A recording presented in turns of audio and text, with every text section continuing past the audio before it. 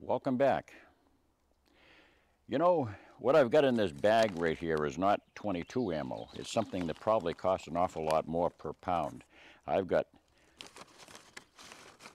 the beginnings of a delicious asparagus crop that will grow for perhaps the next 15 or 20 years or more. And if you live in zones, I believe 3 to 8, growing zones 3 to 8, you can grow asparagus. Asparagus comes in, let me put this bag down because I know it's rattling around. It comes in purple and green varieties and probably a bunch of others that I'm not aware of.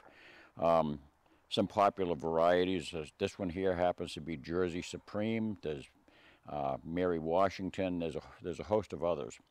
Now, what I like most about asparagus is it's a lazy crop. You know, you put it in one time and you basically eat it for another 15 years and you don't have to do too much to it afterwards. It's not something, it's a perennial. So it'll keep on popping up every year, every spring. And you can basically harvest the fruits of one season's labor. It's important to remember that asparagus should be left alone for the first year, at least the first year. Some people will recommend to go 2 years before harvesting it on the third. That's something you can leave up to yourself, but you certainly have to leave it alone for the first year to give it a chance to propagate and to develop a good healthy crown from which it'll grow thereafter. And again, it will last for up to 15 years, but it's important to make sure you prepare the soil well. There are a host of other sites online where you can get information about growing asparagus, and I recommend them. But I'm doing this for my own audience because I know you probably tune in to me anyway, and it might not have even occurred to you that asparagus is something that's a delicious vegetable that you can grow. So here I'm offering it just as I've offered a few other tidbits on my website. I don't devote everything entirely to guns. I like to share what I know about different things. And certainly growing things is one of my hobbies and one of the things that my wife and I just love to do. So preparing the ground for asparagus, you can remember a few things to keep in mind. First of all, asparagus needs to be planted relatively deep.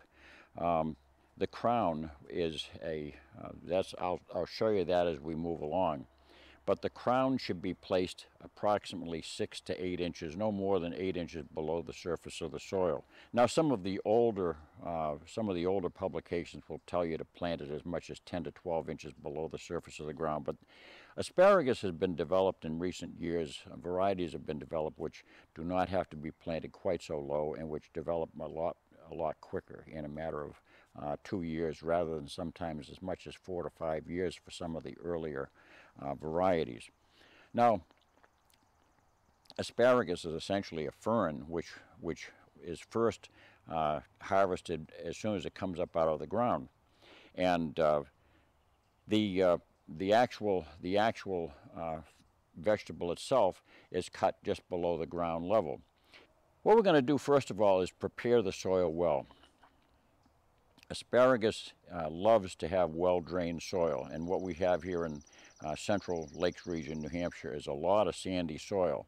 Now, I've topped off our soil here so I can grow grass, and so I've got about 4 to 6 inches of fairly rich loam on top of the sandy soil. When I say sandy soil, I mean it's really sharp sand.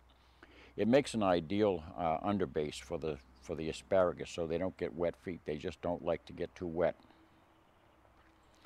So I'm going to use my mantis. Now, my wife and I bought this mantis almost 30 years ago, and you know, it's had the handles re-welded because they shook apart after a lot of digging in rocky soil and things. But this thing is ironclad, and it'll till up an amazing garden in no time whatsoever, as you'll see. I mean, it's a real workhorse. I mean, I could hitch up my 48-inch wide 3-point hitch tiller behind the Kubota, and I could do it in a matter of moments and get it all tilled up. But it would take me 10 minutes or 15 minutes to hook it up, and another 10 or 15 minutes to break it down and to disconnect it, and then I'd have to pressure wash it and all that stuff. And in the meantime, this mantis tiller will go right to it and get it all done in a hurry. So first of all, we'll till up the area that's necessary. Now, asparagus likes to have quite wide spacing. They should be spaced 18 inches apart from one another. Now, in rows, they can be spaced 18 inches apart, and as you'll see in much literature, it'll say with rows 3 to 6 feet apart. Well, I'm going to be planting, as a lot of people would do, in a raised bed. Now, in the raised bed, that allows me to mow around the bed without having to worry about cutting down tender shoots that I should be eating.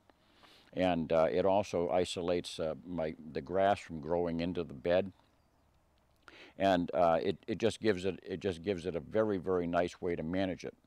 So what we have is, first of all, we'll space out the area that we need to have. I've decided that one bag of asparagus is 14 plants, so I'm gonna plant 7 plants in a row, in 2 rows, 18 inches apart, the same spacing across the rows as they are from one another.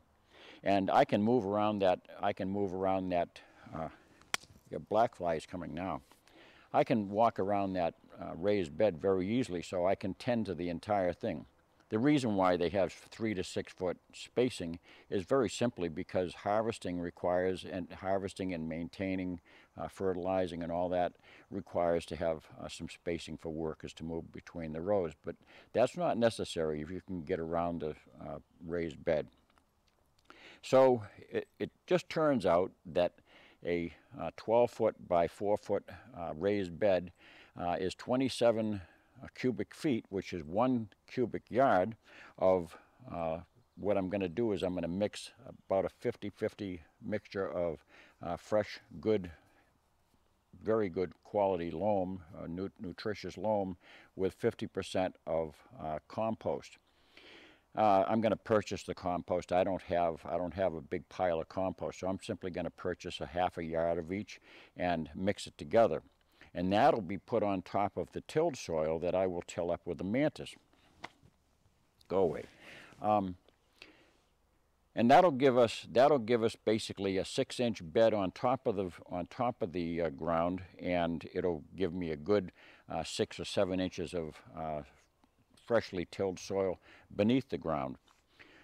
That will be basically cut into rows. Now you can cut rows approximately 12 inches wide by 6 inches deep, and trenches basically 12 inches wide and 6 inches deep. And I'll show you as we go along. We'll spread out those roots with the crowns facing upwards. It kind of looks like an octopus that you lay down with the crown facing upwards, and you fill it over with soil. Now, a lot of the older manuals will tell you, a lot of the older books will tell you to cover it gradually as the season goes on, and so that you're not covering more than 2 inches at a time, and you know that'll prevent it from being buried too deeply. But recent studies apparently have indicated that you can go ahead and plant them and cover them loosely with 6 inches of soil afterwards, well watered, and that they will spring up through that 6 inches. That's what I'm going to do. It gives the advantage of being able to mulch it afterwards to prevent weed growth. We're going to mulch it with some from freshly purchased straw, and that straw will prevent the intrusion of weeds and noxious things like that. So let's get at it, and we'll show you how the whole process goes. Okay, so we've got it nicely tilled. This is all very, very soft loam, and there's some sand incorporated from underneath it, and basically just pick out the rooted material, whatever weeds you see, clean it up. Now this is going to be covered over with 6 inches of compost mixed with loam. So, and by the way, one of the things that we did earlier off camera, before we started tilling, was I built the frame and set it into place, checked it out, and make sure that that's where we want to look at it for the next 20 years. And make sure you get a square, because if you don't like it, it's going to be a long time looking at it. Then I took some road paint, that spray, the orange spray paint that you get for marking projects on roadways, on your pavement and things like that. And I marked the four corners and sides with just a dot of that marking paint, and that really made a nice, it made a nice place for me to do my tilling. And then we'll just simply plop the frame back on top of that. Okay, this is heavy pressure treated lumber, so we're just going to slide it into place a little at a time. And thankfully the sun has dried this up considerably. It's probably 30% lighter than it was a couple of days ago when I picked it up at the lumber yard.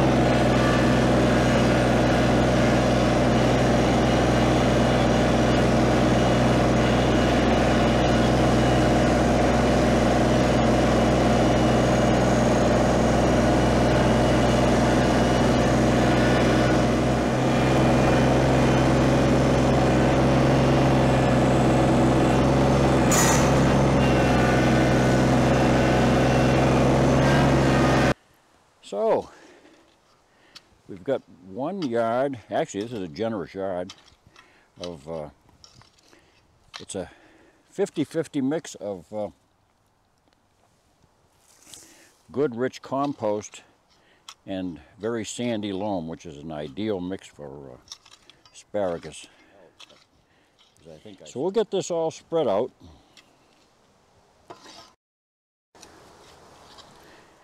Keeping in mind that we're going to have this asparagus bed for up to 15 years or more, we need to have a lot of good food for it to thrive on through the years. This is really good stuff. This is organic lobster compost. It doesn't come out of the bag looking like lobster shells or stinking or anything like that. This has been very well composted for years, and it's ready to go, and it's one of the best things that you can use for a long time. And we'll dress the bottom of our trench with the compost and then work it in with a cultivator just by hand, and then we'll lay the asparagus roots on top of it.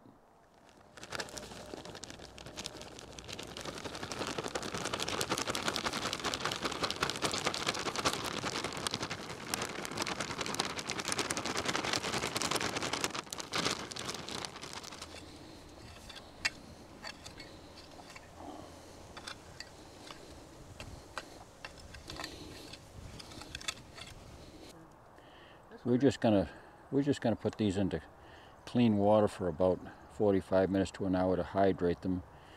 I gave them a little bit of a haircut just so they'd fit into the trench. Just clipped off some of the extra long ones. The dry ends. Yeah, the dry ends. But these are very lively inside. When I cut them with scissors, they have a lot of green inside the roots. And some of them. What's that, Benny? So 18 inches is right here from the end. We're just going to make a little mound here so that it can straddle.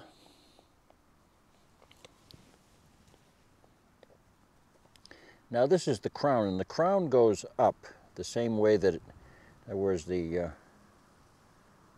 roots just gently splay out. You don't want to break them. That's the nice thing about putting them in the water ahead of time. It softens them up a little bit. So we'll spread those out right there. Make a little octopus. Well, we got our first one in, and cover that up. Keep the, we don't want to get those roots exposed to the sun, do we? No. And then the next one will go here.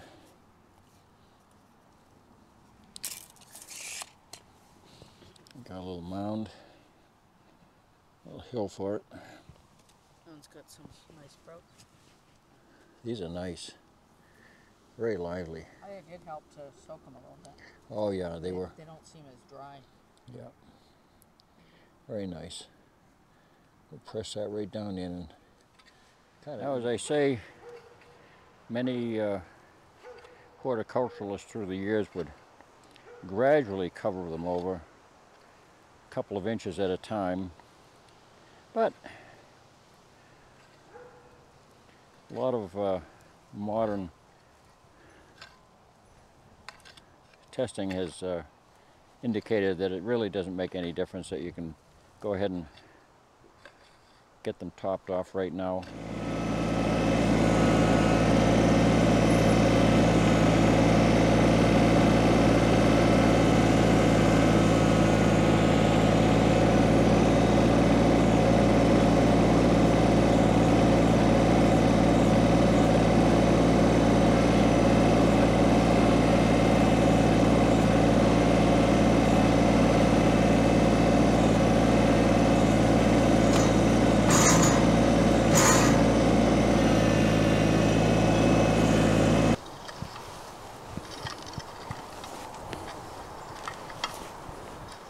Thanks be to God we have such wonderful vegetables to grow.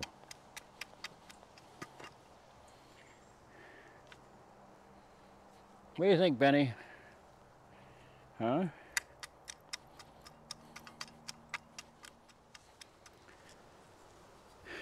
Well, so what do you think? We'll get we're getting there. But every good piece of work deserves some break, huh, Benny? Yeah. We need to take a break. What do you think, Ben? Huh? He put his biscuit behind us. Huh? He brought his biscuit out and put it behind Where's your cookie, Benny? So that's it. We've got our first row in. Now we're going to just move right along and get the second row in and be all done in time for dinner. I'm going to have myself a nice scotch and sit and relax with Benny and Mother for a while. So that's it. Thanks for watching. Don't forget to subscribe. Tell all your friends about our channel, and God bless.